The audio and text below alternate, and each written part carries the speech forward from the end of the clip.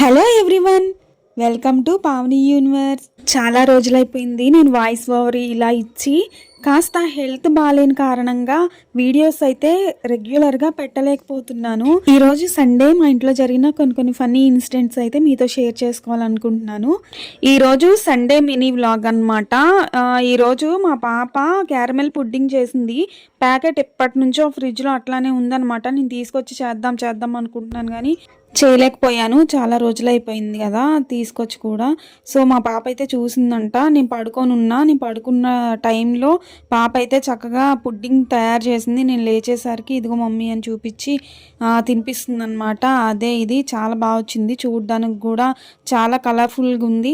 First pudding అయితే అసలు రాలేదు, గిన్నెకి అంటుకుపోయింది. తర్వాతకి కొద్దిసేపు పాపం అలా ట్యాప్ చేసేసరికి అప్పుడు గిన్నెలోకి అయితే పడింది.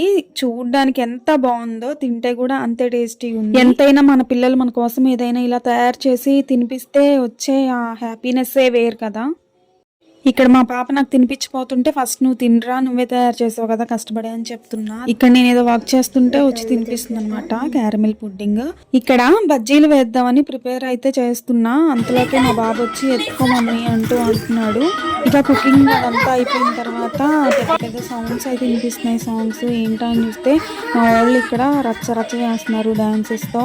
మా మేనకోడలు, మా బాబు, వాళ్ళ ఫ్రెండ్స్, మా రిలేటివ్స్ పిల్లలు అందరు కలిసి డాన్స్ వేస్తున్నారు.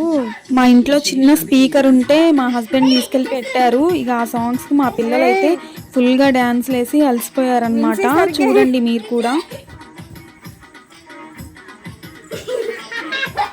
ఇక సాంగ్స్ వేసి ఫుల్గా ఎంజాయ్ చేశారు. ఇక ఈ సండే ఇలా గడిచింది. మరి మీకు ఎలా గడిచిందో నాకు కామెంట్ అయితే చేయండి. ఫైనల్గా ఈ వీడియో మీకు నచ్చితే కనుక please like, share, comment and please subscribe చేయడం మాత్రం మర్చిపోకండి. Thank you, take care all, bye bye.